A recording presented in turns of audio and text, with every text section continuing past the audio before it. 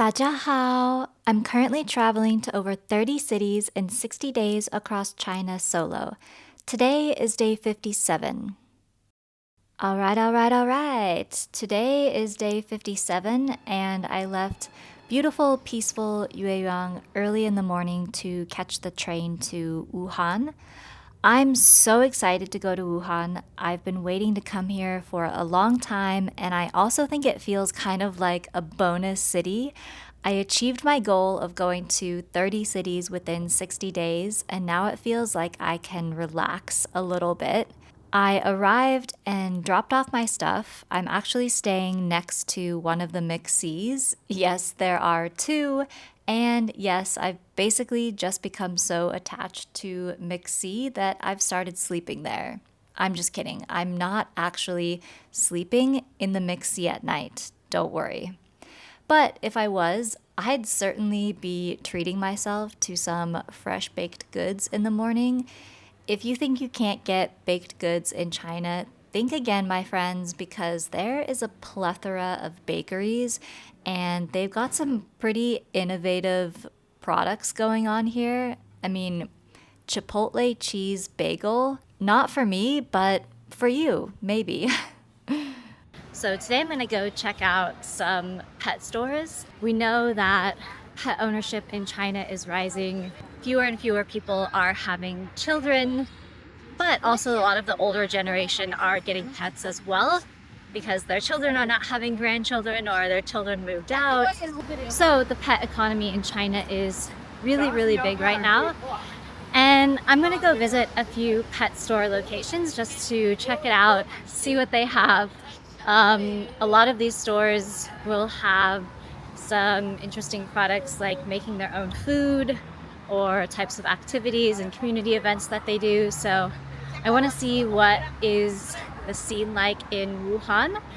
So let's go do something a little bit different today. All right, this is already a good sign when there's a doggy pool.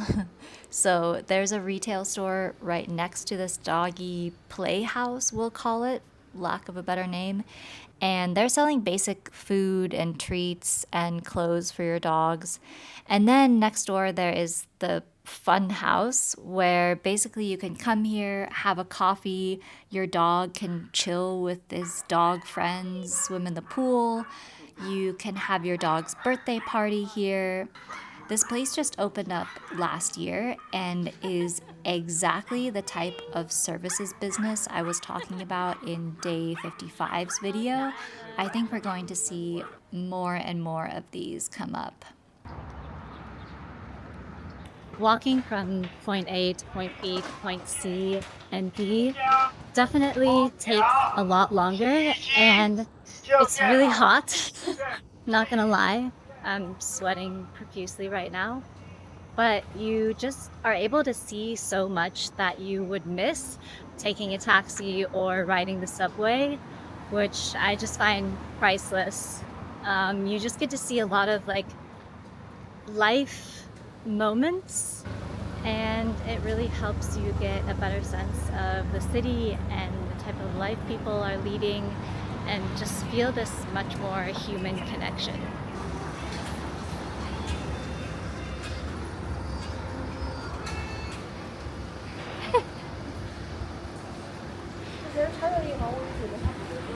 But yeah, it's really hot.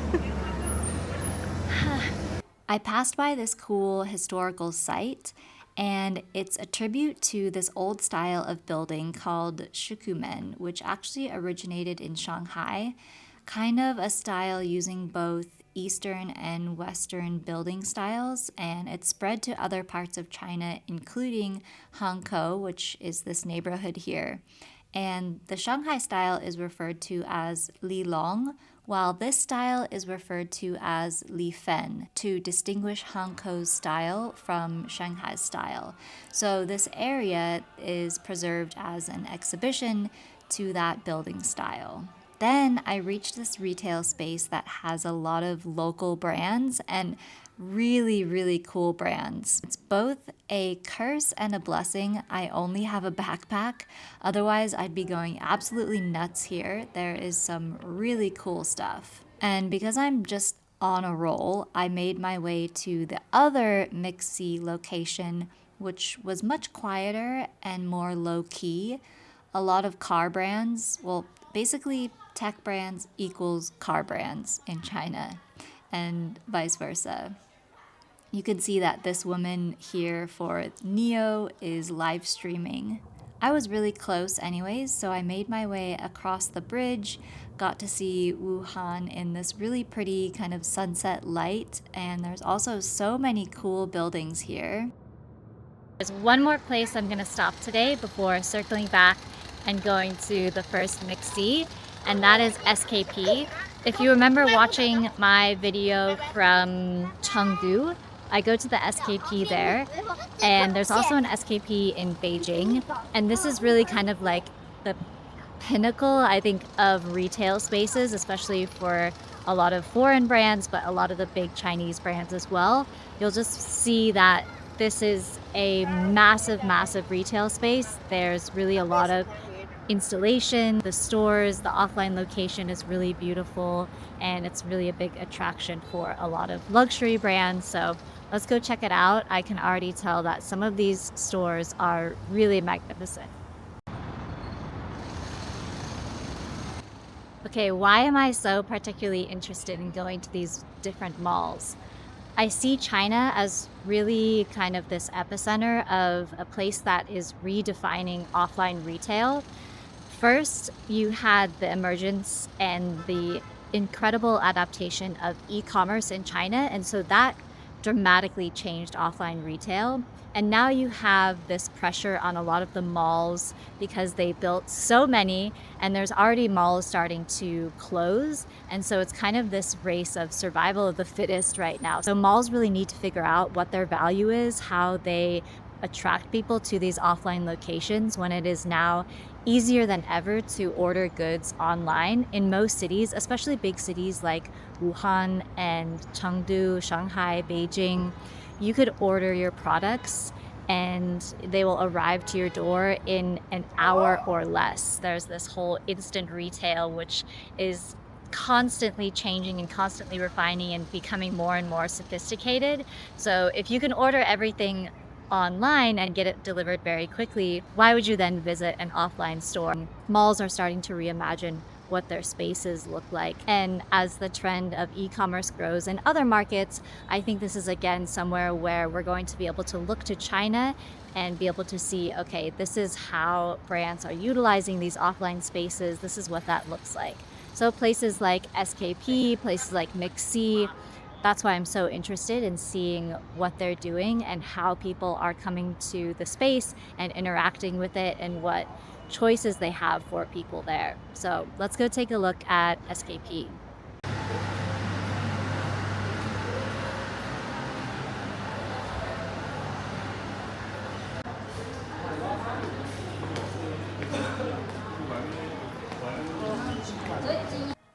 This is exactly the kind of display that I was talking about. So the stores in this area you can see are all uniform in their appearance, like the design of the storefront and the logo is all the same, but you're more in this kind of interactive display area while shopping.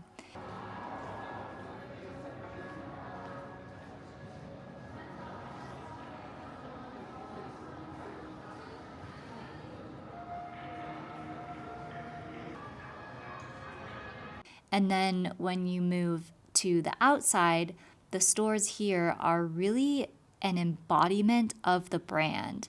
Like you feel you're looking up at a mountain here.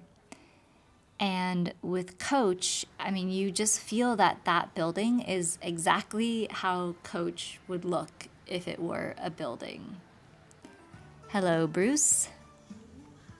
This is probably the largest Sephora I've seen across China so far.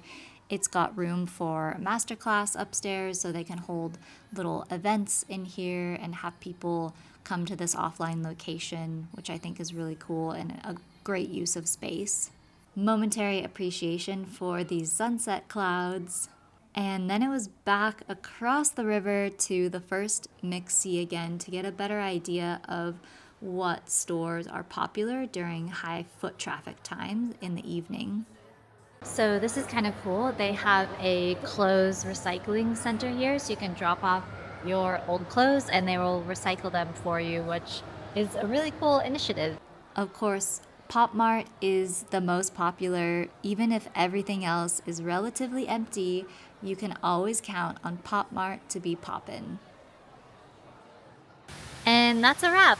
On day, I don't even know what day it is anymore. I'm just gonna say, I think it's day 56. No, it's day 57.